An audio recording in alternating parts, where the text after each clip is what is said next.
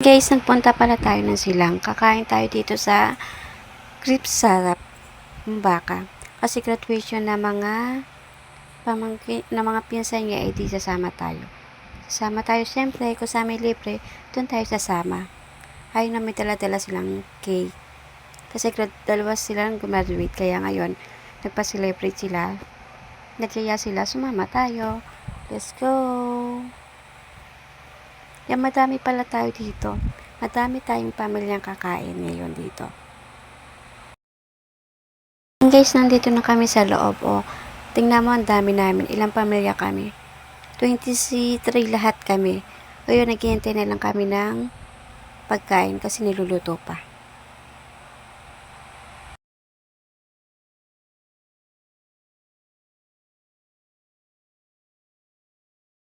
Yan guys, nandito na kami lahat. Sa isang, lang. Kasi sa, namin lahat dahil tignan mo yung mga bata naglalaro dahil matagal pa ang service ng pagkain dahil niluluto pa daw. Tapos yung baby ko, karong-karong nila. Kung saan nila dinadala, okay lang kasi mga tito naman nila yan. Kaya pinagpapasapasahan nila yung baby ko. Gala rin ang bata. Para manahimik ang mga bata, nag-service na sila ng french fries para hindi na sila magtatakbo.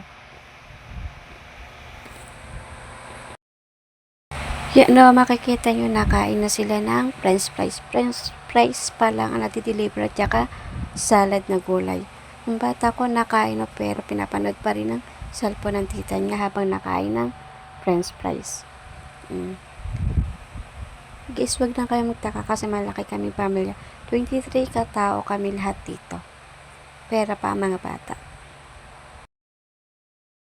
Yan, dinideliver na sa amin ang aming mga pagkain. Tapos na ang aming paghihintay. Ayan na. Sineservice na ang aming pagkain. Ang una namin binigyan mga bata muna. Kasi kaya pa naman maghintay at magtiis ng matatanda. Ayan ang service nila.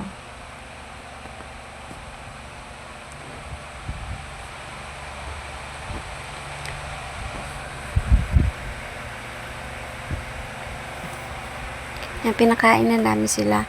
Yung iba nakain na rin. Yung iba wala pa kasi waiting pa rin sila. Baby ko, ang likot to. Waiting pa rin kasi wala pa yung kanya. Binuksan na yung cake. Ang cake nila kay Kevin at kay Vincent, pareho sila nag-graduate ng high school.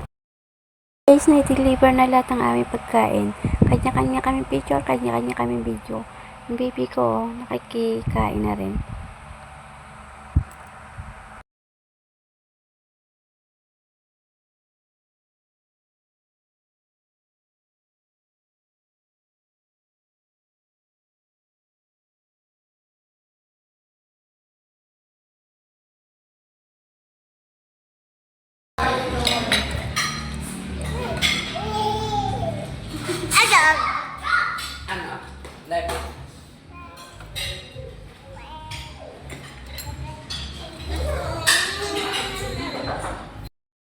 Guys, tapos na sila kumain. Yun iba tapos na kumain. Yun iba hindi pa. Hindi pa kasi meron pa mga tira-tirang pagkain. Hindi pa nakakain. Yun iba naman tapos na nakain pa rin. Pero hindi namin nagalaw yung cake kasi nabusog kami sobra. Sa dami ng in-order nabusog kami, hindi nagalaw ang cake. And guys, tapos na kami kumain. Binalot ko pala yung tira-tirang pagkain, hindi naman nagalaw. Yan makikita nyo, malinis yung pinggan. Hindi ba, pinagpa-plastic naman. Hindi pa, nagbabalot pa. Tapos na kami kumain, hindi pa nakalikpit na. Hindi pa, pinaplastic pa.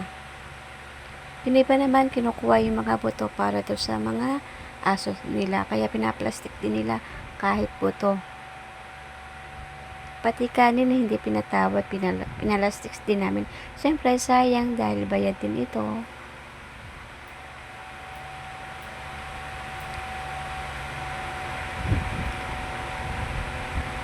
Malay mo, pag naggutom sila, may isipan nilang kumain, may dala kami kanin, may dala rin kaming ulam.